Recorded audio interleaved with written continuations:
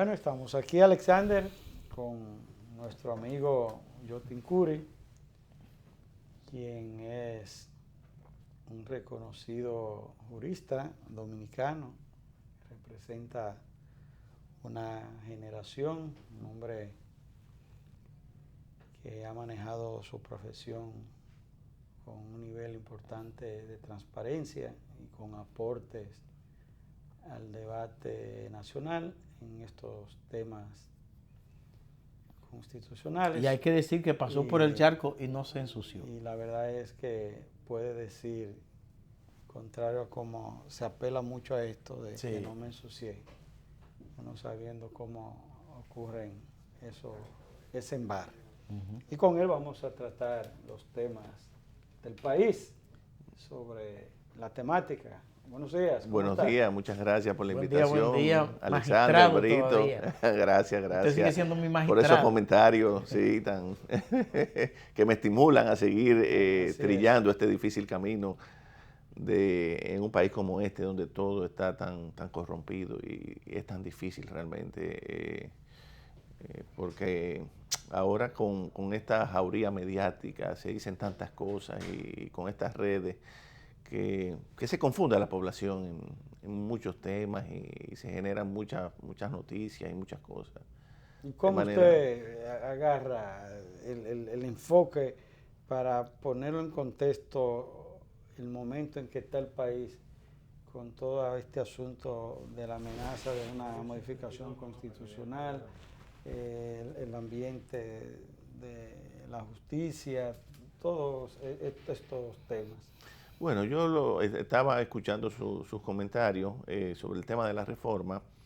No sé si ustedes han visto que recientemente conformamos un grupo de diferentes personalidades de distintos partidos en el que denominamos Coalición por la Defensa de la Constitución. Ahí hay artistas como Johnny Ventura, personas numerosas personas de distintos ámbitos de la vida nacional, en el que estamos preocupados por este tema, porque la verdad que en la medida en que se modifica una constitución sobre la base del soborno, eso se discute públicamente, sumas, prebendas que se le están ofreciendo a legisladores para lograr una reforma, eso realmente desdice mucho de nuestra democracia. Yo particularmente recuerdo mucho a mi padre que decía que esto es una mal llamada democracia, que esto en términos formales lo es, pero en el fondo no es una democracia, porque definitivamente donde ustedes escuchan que para lograr una reforma, por ejemplo, que es el caso de ahora, hay que recurrir a ese tipo de métodos. Tú dices, bueno, en este país realmente las instituciones están trituradas, están colapsadas. Me decía una amiga hace 2 o 3 días que me encontré en el Tribunal de Tierra, me decía aquí, me decía ella, dime Yotin, ¿qué institución, dime una sola que funcione bien en este país? Y bueno, realmente me puso un aprieto. O sea, nosotros estamos viviendo en un país que va a la deriva, donde aquí se hace desde el poder se hace lo que sea, no pasa nada. Se hizo en el 2015, sin un referendo que era necesario. Lo que salvó la situación fue que hubo un pacto político al final. Pero ustedes saben bien que nuestra democracia luego de la Constitución del 2010 no es solamente representativa, es participativa. Claro. Entonces, para ese tipo de eventos es necesaria una consulta popular, un referendo aprobatorio que no se hizo. Y ahora se quiere hacer lo mismo. Mi tesis es que no bastaría una reforma, no bastaría para habilitar al actual mandatario. Tendría que someterse a una consulta popular y ya no hay tiempo para eso. De hecho, usted sostuvo eso cuando el tema llegó al Tribunal Constitucional. Esa fue la posición suya. Es un voto disidente, correcto. Y de otro magistrado. Y de 2 magistrados más, exactamente. Okay. Que era necesario, y sobre todo porque el propio Tribunal Constitucional había dicho que el derecho a elegir y a ser elegido es un derecho fundamental. Sí. Entonces, necesariamente para ser cónsono con esa interpretación, era necesario. Pero si es un derecho fundamental, como usted dice, entonces la ley que convoca a la Asamblea Revisora entonces debe ser aprobada con una mayoría calificada. Claro, claro, claro. Es una mayoría calificada de las 2/3 partes de los presentes, pero tú sabes bien, Alexander, que el tema, eso se puede manejar con la inasistencia de muchos legisladores. Claro. No, si tú bajas el quórum, es más fácil. O sea que eso se presta a muchos mecanismos en un país como este, con un Congreso, ¿verdad?, con tantas deficiencias como el que tenemos. Ya lo vimos en el 2015, pero yo reitero, si no hacemos la consulta popular, es que estamos en una democracia participativa, no solamente representativa, que eso es lo que mucha gente no entiende después de la Constitución del 2010. Fíjense ustedes que nuestro país ha padecido oprobiosas dictaduras, intervenciones foráneas, 2 en el siglo pasado, y todas tienen un común denominador: la ruptura del orden constitucional. ¿Por qué se produce la guerra del 65? Por el golpe del 63. De Juan Bosch del 63.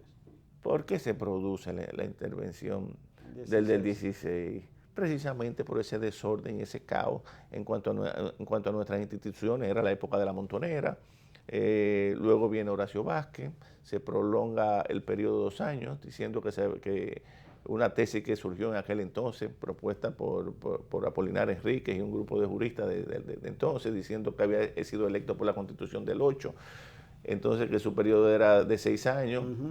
Y en el 30 intenta modificarla, 31 años de dictadura, de férrea dictadura. Entonces, ya nuestra historia, tenemos ejemplos concretos de lo que ha pasado, y en esa situación todavía en pleno siglo XXI estamos. Lo que pasa es que nosotros tenemos una cultura de autoritarismo. Realmente nuestros gobernantes no creen en la democracia. Ellos se valen de las reglas de la democracia, pero no creen en ella. Y la mejor prueba es esto. Mira cómo O sea, ¿usted cree que en el país hay una cultura autoritaria? Totalmente del siglo XIX, de la fundación misma de la República. 53 años después, claro, de las elecciones del 66. Exactamente. Fíjate que Balaguer se repostulaba, pero la Constitución no se lo prohibía. No la modificó. No la modificó. Es decir, luego del 66 hacia acá, el único caso en que un gobernante la ha modificado es el actual mandatario, y quiere hacerlo nuevamente. Hipólito lo hizo. Bueno, Hipólito, perdón, tienes razón.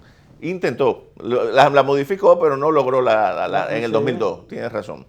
Son los únicos dos. Volvió Lionel en el 2004. Exactamente. La modificó, lo que pasa es que no le aprovechó esa reforma, le aprovechó a Leonel Fernández, que estuvo 8 años en el poder. Él la modificó para el próximo gobernante. Que es un lastre que tiene Hipólito. Es por un el lastre. hecho de que perdió las elecciones, metió al país en un lío y además se llevó al PRD.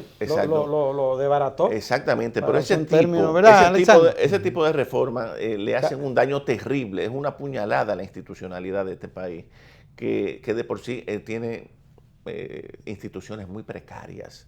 Eso que debilita.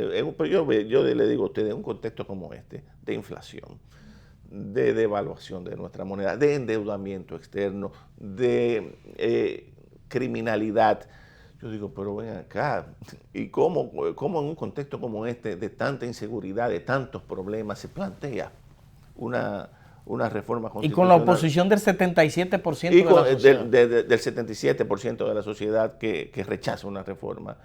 Me decía un compañero también de oficina, me decía, bueno, Jotin, el tema, la explicación tú no la puedes buscar en la sociología, ni en la política, tú tienes que buscarla en la psicología. ¿Por qué el afán de quedarse? Por el temor a abandonar el poder. Punto. El temor. Eso es lo que es el mayor motor que impulsa estos aprestos a la brava de una reforma en estos momentos, que es rechazada por un amplio sector de la sociedad. Magistrado, pero hay quienes sostienen que supuestamente el presidente Medina pudiera buscar, aunque la mayoría de los juristas sensatos del país rechazan esa teoría, pero hay quienes sostienen que el presidente Medina pudiera buscar una repostulación sin necesidad de una reforma. No, eso no es posible. Eso no es posible. Ahí hay un transitorio muy claro, que, óyeme, no hay manera de tú evadir eso. Se ha señalado que eso es discriminatorio. Si ustedes se leen el informe de la Comisión de Venecia, que es un órgano consultivo europeo, que analiza el tema de la reelección desde el poder. ¿La qué de Venecia? La Comisión de Venecia. La comisión. Sí, es un informe bastante extenso que estudia el tema de la reelección desde el poder y dice claramente que eso no es ni un derecho humano, ni es un derecho fundamental, ni es discriminatorio. Yo les exhorto que se lean ese documento donde la analiza, la desmenuza de una manera clara. Eso está en el internet entonces. Eso está en el internet. Comisión de Venecia, búsquense el informe. Ahí está eso clarísimo. Lo que le da a un país fortaleza institucional es la estabilidad de su constitución. Estabilidad. Observen ustedes que la constitución norteamericana apenas ha sufrido enmiendas y con la única excepción de Franklin Delano Roosevelt en la época de la Gran Depresión y de la Segunda Guerra Mundial. Fue el único. Un periodo especial. Exacto. Que vulneró aquella disposición de Washington de ir más, porque Washington fue el primero y a partir de ahí había él sentó el ejemplo. Exacto. 2 periodos y punto. Eso ha sido respetado escrupulosamente por todos los gobernantes norteamericanos. Clinton salió con una gran popularidad. Y Obama. Y a ellos se le ocurrió, no sé, se le ocurrió ir a un tercer periodo. Yo siempre he dicho que si en Estados Unidos se hubiera permitido la reelección indefinida, Clinton tuviera gobernado, porque una maquinaria electoral. Y Obama probablemente estuviese en el poder en este momento. Claro que sí. Estuvieran gobernando. Salieron con un altísimo nivel de popularidad los dos. Entonces, pero se respetan las instituciones. Por eso es un país con una economía sólida, es un país que con un vigor económico institucional que no tienen estos países. Dice la embajada que a ellos lo que le ha funcionado es el respeto y la estabilidad de las instituciones. Lo dice muy claro en el comunicado y es la verdad. Hay un asunto, doctor, y es que... No, antes de cambiar de tema, Berito. Yo no voy a cambiar de tema. Yo pensé que te hay un aspecto en ese sentido que se habla de que la propia Constitución dice la manera de cómo modificarla. Exacto. Y a la vez, y por lo tanto, no se está en medio de una situación pecaminosa. Entonces, en ese sentido, se plantea de la necesidad del famoso un candado que no vulnere, que garantice el fortalecimiento de que no haya esa manera tan olímpica de estar modificando la Constitución. En esos aspectos ahí, ¿qué opinión usted tiene como criterio para que sea más fortalecido ese efectivar ahí? Sí, se ha hablado, Brito, de fórmulas pétreas. Tú sabes que nosotros tenemos una que no podrá ser modificada en nuestra forma de gobierno, que deberá ser siempre civil, republicano, democrático y representativo. Hay autores en materia constitucional que dicen que no creen en fórmulas pétreas, porque siempre la reforma de la Constitución es posible y tiene efecto inmediato. Esa es una tesis, ¿eh? O sea, que no creen que aunque estén ahí consignadas en la Constitución, propiamente. Chávez lo hizo en Venezuela convocando a una... Exactamente, exacto, no creen esa fórmula pétrea. Entonces, se ha establecido, se ha señalado la posibilidad de que se consigne en nuestra carta sustantiva que cuando se operen este tipo de reformas no favorezcan al gobernante de turno, sino al próximo. Es muy bien intencionada, pero ¿qué pasa? Siempre va a surgir la tesis de que la Constitución tiene efecto inmediato y eso siempre podrá ser susceptible de vulneración. Es un problema de cultura política, de respeto, que desafortunadamente aquí no tenemos en el país, que refleja nuestro atraso político y nuestro atraso institucional, que reitero, viene desde el siglo XIX, desde cuando Pedro Santana, desde cuando nuestra primera Constitución, eso ha sido una constante histórica. Todavía lo estamos viendo. Ahora es claro, de manera más descarada. Ahora se habla ya de soborno públicamente, de cómo se modificaría una constitución. Entonces, en la medida que estemos dando esa clase de tumbos, definitivamente nuestro país va muy mal. Va muy mal por un derrotero muy, muy peligroso, porque aquí se está jugando, yo creo, señores, a una crisis preelectoral, y si a eso le sumamos la crisis del vecino país, aquí no sabemos lo que podría pasar. Es decir, estamos en un escenario sumamente inestable, peligroso, que realmente sería aventurado hacer cualquier pronóstico, pero no sería nada halagüeño en las condiciones que estamos viviendo. De manera que ojalá que nuestros gobernantes, para eso tiene que haber un pacto político, entiendan que lo ideal sería la fórmula norteamericana, 2 periodos y punto, sea quien sea. No importa que sea Abinader, que sea Leonel, que sea Danilo, 2 periodos y punto. Pero no podemos estar constantemente modificando la Constitución porque eso no le hace daño al país. Por ejemplo, Danilo Medina hubiese sido candidato ahora en el 20 si no se hubiese modificado en el 15. Perfectamente hubiese podido ser candidato, de acuerdo a la Constitución del 2010. Claro, él prefirió, obviamente, no ser candidato en el 20, sino en el 16. Por eso se modifica en el 15. Pero ahora sucede que no, que fue candidato en el 16, pero también quiere ser candidato en el 20. Después en el 24. Y luego en el 24, y luego en el 28, si todavía, ¿verdad? Hasta que muera. Hasta que muera. Entonces, eso es lo que tenemos que evitar. El cambio de las reglas de juego de manera medalaganaria por los gobernantes de turno y los grupos de áulicos que le acompañan. Pero yo le pregunto, ese tipo de comportamiento que parece que es un debate normal, de que se quiere comprar, de que están ofertando 30 millones, después ahora están ofertando $1 millón. Y yo pregunto, ¿y esto que parece que sería una locura, pero en verdad se está dando, porque varios legisladores aquí no han confirmado eso, que se están haciendo? Es más, nosotros pasamos aquí en este programa un sonido de un legislador hablando con otro, donde él admite que a él, un funcionario público, le ofreció, le dijo que cogiera su cuarto para la reforma y eso. Y yo digo, ¿qué consecuencia hay para el que vende y para el que compra? Soborno. El soborno, claro, eso está penado en el código, en nuestro código. Pero parece que no. Es el debate de Odebrecht. Lo que pasa es que no deja rastro, no hay prueba, obviamente, eso tiene sus mecanismos, la prueba es difícil de aportar, pero obviamente que eso está, el caso de Odebrecht, claro. Es el debate. Ese es el debate, ese es el caso, ese es el caso, y no solamente aquí, en otros países. Claro, en el mundo, en todos los países, el tema del soborno. Entonces, eso, reitero, debilita la institucionalidad del país.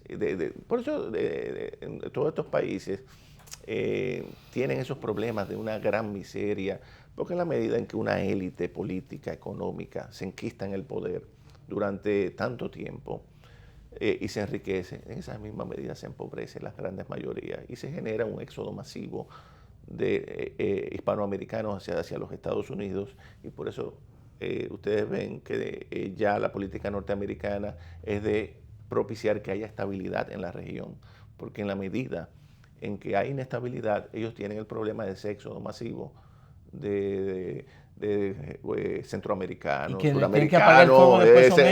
Claro, ellos sufren también las consecuencias. Sí. Entonces se preocupan por este tipo de situaciones. O sea que tengo que ser reiterativo.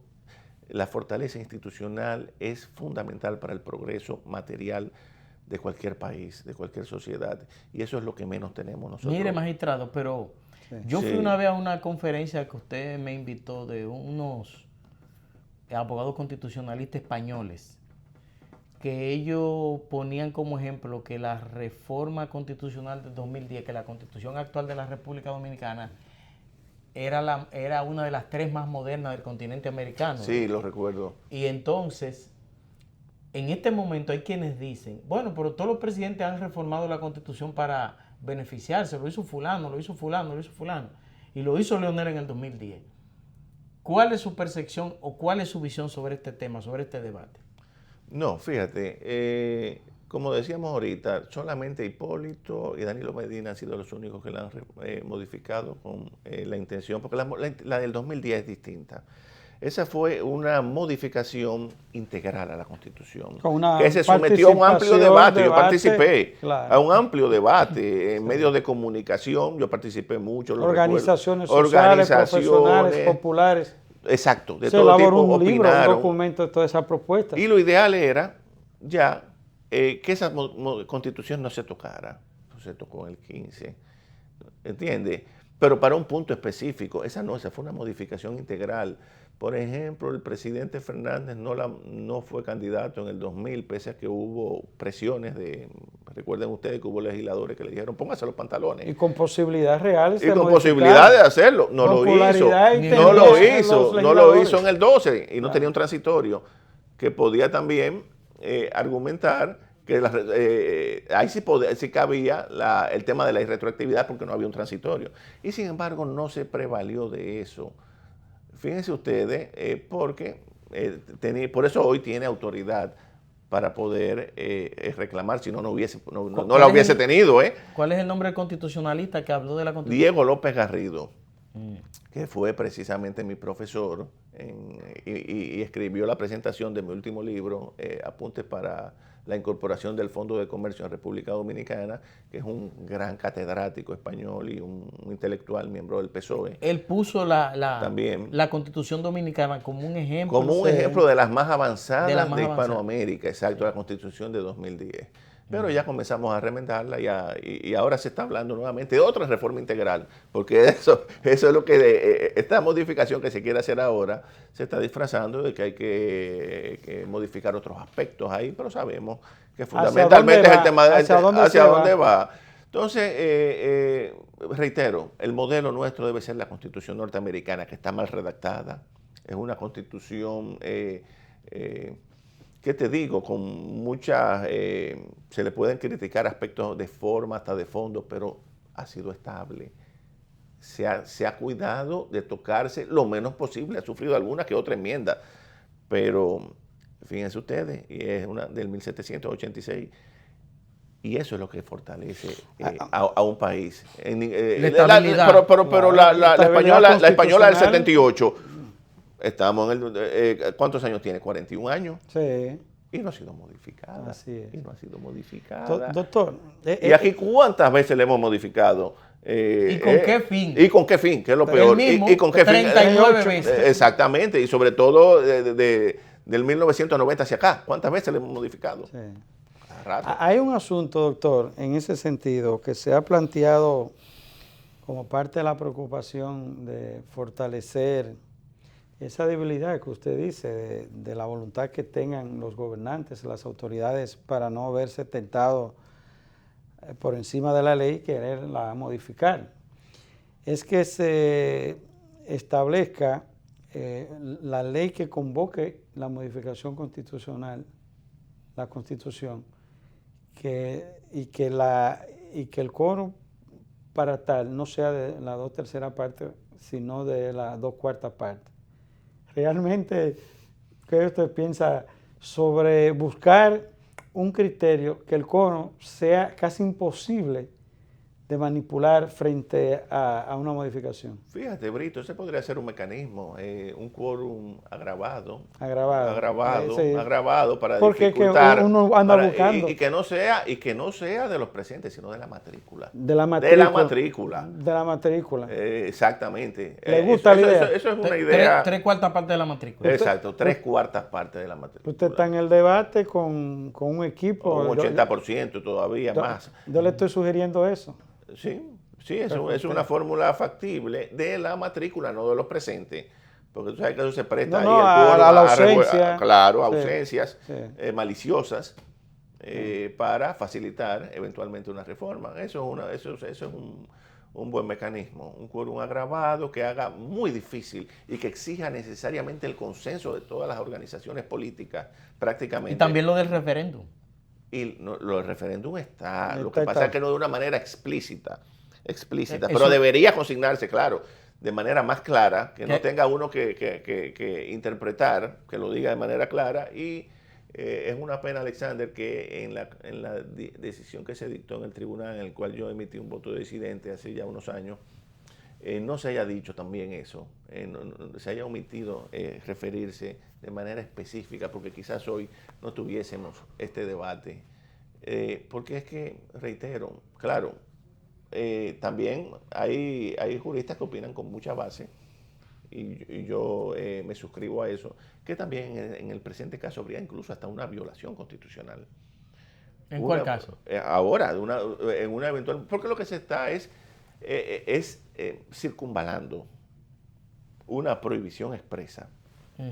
Prohibición expresa. Un bypass tampoco. Exactamente, un bypass, es el término, que fue fruto de un pacto político para incumplir un mandato expreso de la Constitución.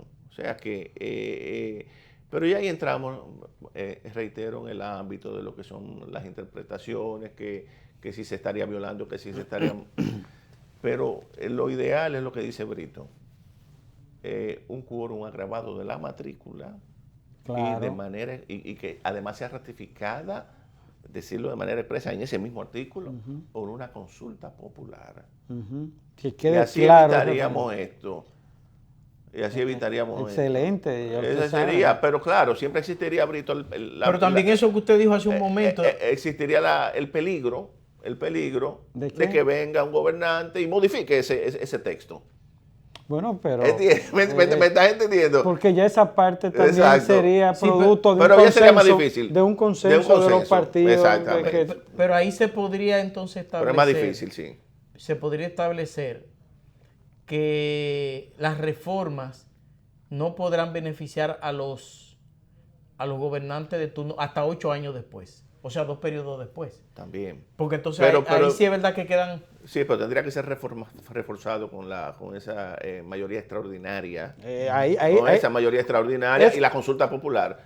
Jotin, eso es un candadito ahí. Es un candadito. Exacto, efectivo. Mire, doctor, a mí me gustaría conocer de usted una opinión al respecto de las declaraciones indistintas que produjeron 2 senadores Menéndez de los republicanos, los demócratas, y Marco Rubio de los republicanos. Y vocero de Donald Trump para América Latina. Y el vocero, el representante asignado directo del presidente Donald Trump para los asuntos de la región en América Latina. Y dieron una opinión de la preocupación de manera así directa a una modificación constitucional. Lo que nos dice a nosotros, que conocemos algo de la política y esas acciones norteamericanas, de que es una opinión del Departamento de Estado. ¿Realmente usted qué piensa de todo esto? Sí, yo lo veo, como les decía, como una preocupación de la administración norteamericana de fortalecer las instituciones de estos países para evitar ese éxodo constante de inmigrantes que se ven obligados, esos exiliados económicos, a buscar, presionan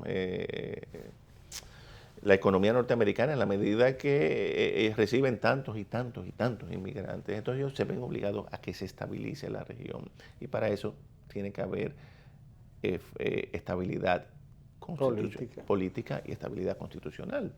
Entonces eso es para mí uno de los motivos esenciales del Departamento de Estado de traer estabilidad a la región, reglas de juego claras, porque en la medida en que suceden estas cosas, como les decía, se promueve mayor pobreza, se enquista una clase política que usualmente entra en connivencia con los sectores empresariales, se asocian en grandes negocios, se adueñan de las estructuras económicas, aquí no hay oportunidades de empleo. Ustedes ven, por ejemplo, como ya antes se iban del país, emigraban, ¿verdad?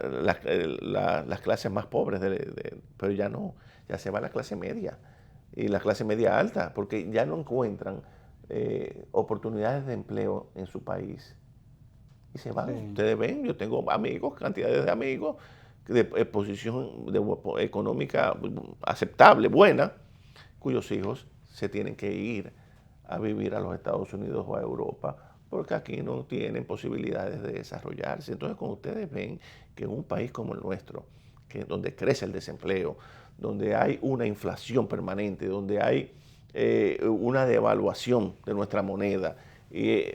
Óigame, es preocupante. Entonces, que vivimos en un país de clase media, oiga, yo todo eso, se lo decía a Alexander el día pasado, fuera de cámara, que óigame, esto me choca, el discurso, esta percepción que se quiere vender con el informe de la FAO, que nos sitúa entre unos países más pobres.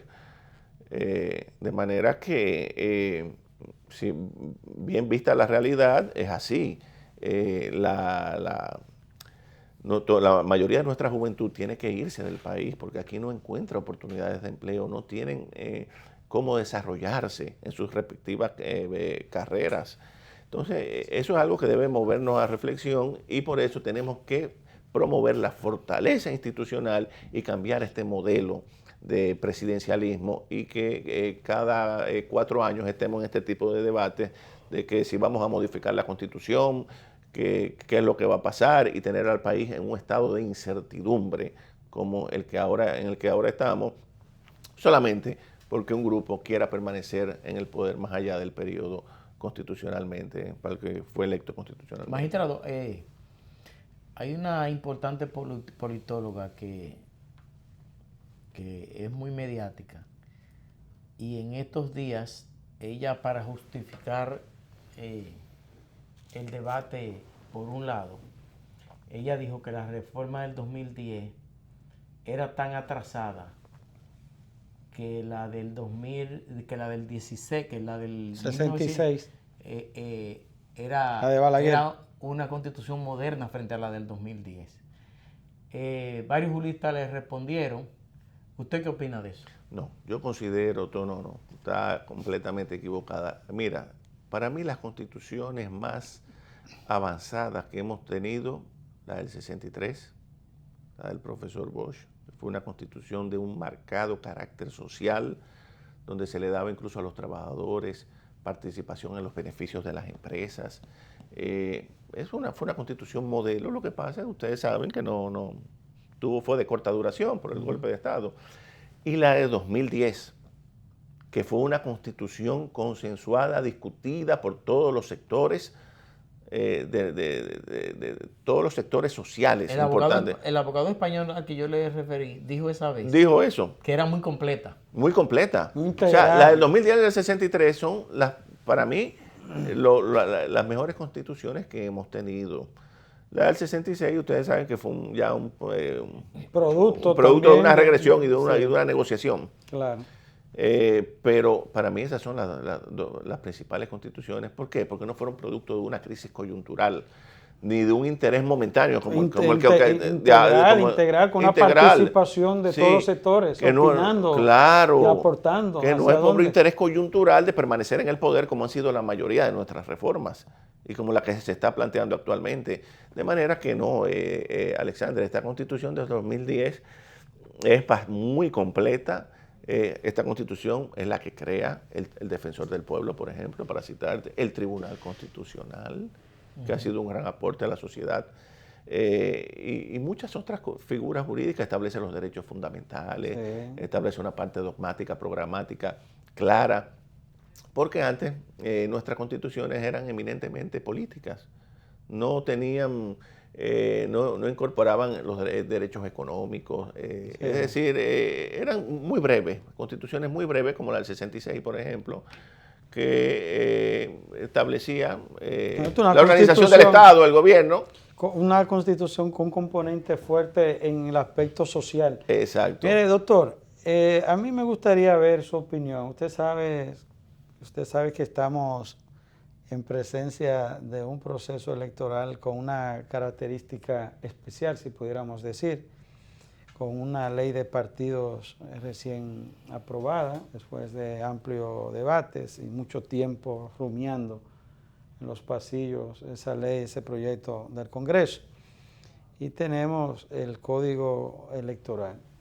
Y uno ve, me gustaría ver frente al equipo de la Junta Central Electoral, sin que pretenda personalizar la situación, sino cómo usted ve el proceso electoral versus la Junta Central Electoral? Bueno, yo creo que su experiencia jurídica, sí, legal, en frente a lo que estamos. Fíjate. Porque, excusen, en medio de la situación que hay, que usted ahorita mencionó de preocupación, de violencia, de la actitud de algunos funcionarios, y que le sumemos a menos de un año una situación, un rebú electoral al problema. Díganme ustedes, eso es echarle benzina, no gasolina, benzina al ambiente. Sí, por mira, eso es que quiero oír su opinión. A mi modo de ver, los miembros de la Junta, yo los conozco a la mayoría, son gente buena, gente honesta, pero desafortunadamente han adoptado medidas que le han restado credibilidad de cara al proceso electoral que se avecina, que está a menos de un año, como tú decías, Alexander. Y eso es preocupante, porque se nota poca firmeza, algunos desatinos. Por ejemplo, en días pasados, yo no sé si ustedes vieron una declaración que yo di sobre el tema de que la prohibición no puede abarcar en ningún modo la defensa de la Constitución. La defensa de la Constitución no es un tema electoral, no es un tema electoral. La defensa de la Constitución, como decía Ernest Renan, al referirse a la nación, que la nación es un plebiscito diario. También en la defensa de la Constitución es un plebiscito diario. Es un deber que debe... principio. Que es más, todos los días deberíamos estar marchando y haciendo manifestaciones en todos los lugares públicos, en todas las plazas del país, en defensa de la Constitución. Que no debe confundirse el tema electoral con la defensa de la Constitución, que, por ejemplo, grupos como el nuestro y otros más, porque hay muchos grupos, están haciendo en estos momentos, porque eso no es proselitismo. Que pueda eventualmente entrar en contradicción con intereses coyunturales de grupo, eso es otra cosa. Pero la defensa del orden constitucional no es un tema que pueda ser prohibido ni por la Junta Central Electoral ni por ningún órgano del Estado. Y eso lo sabe. Eso es como decirle a una persona, no cumpla con la ley. Nadie puede decirme eso, como tampoco puede prohibirme a que defienda la Constitución, a que proclame el respeto a la Constitución. Entonces, yo señalé eso, que la Junta tenga mucho cuidado, porque puede confundir una cosa con otra. Y bueno, eso... O un interés marcado en confundir. Claro. Exactamente. Eso genera... Que casi siempre es lo que ocurre. Es lo que ocurre. Mire, magistrado, en el gobierno, algunos entienden, han sostenido que la prohibición de repostulación al actual presidente, incluyendo el transitorio, es una discriminación contra el presidente Medina, porque él sería el único ciudadano de los 10 millones, 11 millones, qué sé yo cuántos somos, que no podría optar por la presidencia de la República, y ellos creen que es una discriminación. Usted, como conocedor de las leyes y de la Constitución, ¿a partir de cuándo las leyes discriminan o esto es discriminatorio? No, imposible. Eso es totalmente... es un absurdo. Un absurdo total. Mira, Alexander, es todo lo contrario. La Constitución se modificó en el 15 para habilitarlo en un momento en que él no podía ser candidato. Eso sí fue un privilegio. Eso fue un privilegio. Claro. Vamos a verlo de la otra manera. Yo te reitero, él pudo perfectamente, si no se hubiese modificado, ser candidato con todas las posibilidades de ganar ahora en las elecciones del 20. Era además seguro ganador el presidente Medina, pero él prefirió no ser candidato en el 20, esa es la interpretación, y que se le habilitara el 16 porque él consideraba que ese era un momento muy favorable para el candidato de su organización, para el candidato de su organización. Entonces, por el contrario, se hizo una modificación a contrapelo de un referéndum, vuelvo y te reitero. Entonces, es por todo lo contrario, a él se le habilitó. Ahora que se le vuelva a habilitar nuevamente, ya sería algo, ¿verdad? Es un ultra privilegio. Por Dios. Entonces no podemos hablar de que eso sea discriminatorio. Pero además... Es que, óyeme, solamente haber sido presidente. Un privilegio. Es un privilegio, oiga, dentro de 11 millones que tú dentro seas de 11 millones, la un privilegio. máxima autoridad. Y en 2 periodos, óyeme. Pero además las leyes cuando entran en vigencia afectan positivo o negativamente a alguien, o a muchos, o a grupos. O a grupos, y claro. no necesariamente es una discriminación. No necesariamente, claro, porque las leyes no pueden... ¿tú Y, me entiendes? y además de eso, fue un transitorio que, según se señala, lo redactó, fue producto de una negociación, un consenso en ese momento. De un consenso que él aceptó, que se supone que él aceptó. Que él aceptó. Por eso juró. Y por eso juró. Entonces, no puede alegar ahora, si ustedes fueron parte de una negociación donde aceptaron ese transitorio, decir que hay una discriminación. Por Dios, usted debió haberlo dicho en ese momento. Mire, magistrado, usted debería de venir más a los medios de comunicación, que usted hace muy buenos aportes en términos del conocimiento, en términos académicos, al conocimiento público de la sociedad, que la gente entienda los temas, porque usted es bastante didáctico. Sí, no, y estos son temas realmente, como decía Brito, que no requieren de sesudos razonamientos ni profundizar demasiado, porque saltan a la vista aspectos de pura lógica jurídica que... Mire, su amigo Teodoro Tejada me llamó hace un momento. Dile a Yotin que me saluda Yotin. Dice, sí, no. Que me tiene votado. Teodoro Tejada es una gran reserva de nuestro país, déjame decirte. Un gran técnico y un excelente Teodoro profesional. Lo que tiene es que invitarnos, que hace mucho no nos invitan. Así es. Excelente. Bueno, señores, muchas gracias, magistrado. Gracias. Brito. Bueno, nada, señores. Hasta la semana próxima. Buen fin de semana. Pasen bien.